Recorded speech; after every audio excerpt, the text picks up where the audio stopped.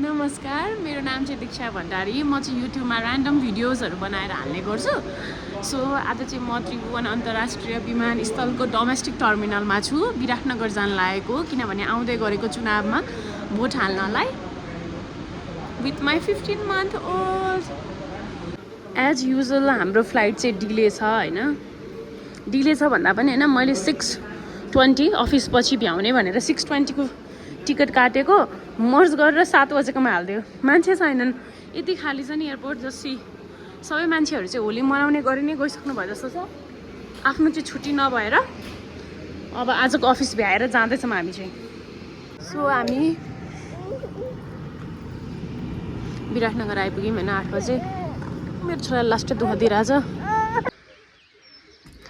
So आज चाहिँ इलेक्सनको दिन हो होइन, अनि 2082 साल फागुन 21 गति। सो चट्ट लाएर आज भोट दिन जाने हो। अनि आई होप आजको बिहानीले चाहिँ नेपालमा पिस, प्रस्पेरिटी, गुड फ्युचर, नेपालीहरूको हुन्छ नि एभ्रिथिङ, स्टेबिलिटी सबै थोक ल्याओस्। Good lock Nepal.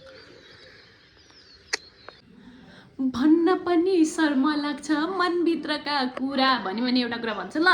I'm 31 years old अनि यो मैले फर्स्ट टाइम इलेक्सनमा भोट हाल्न लागेको।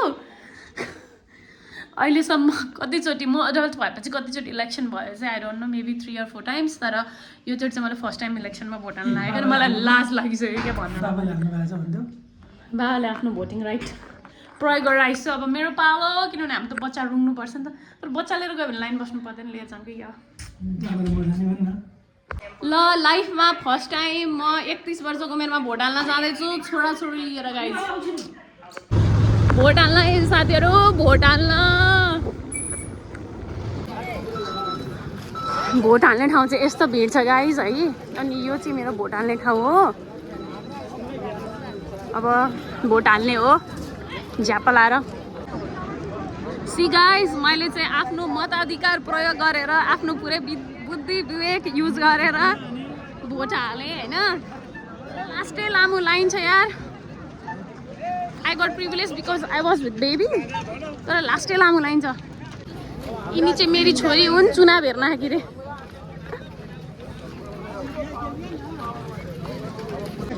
सो इलेक्सनको रमाइलो चाहिँ गाइज, मैले मेरो एउटा चाइल्डहुड साथी पनि भेटाएँ कति वर्षपछि। अनि आई रिकग्नाइज हिम के। उसले चाहिँ मलाई चिनेन, तर मैले चाहिँ चिनेँ अनि चिनाएँ। अब चाहिँ हामी भोट हालेर फर्किन लागेको।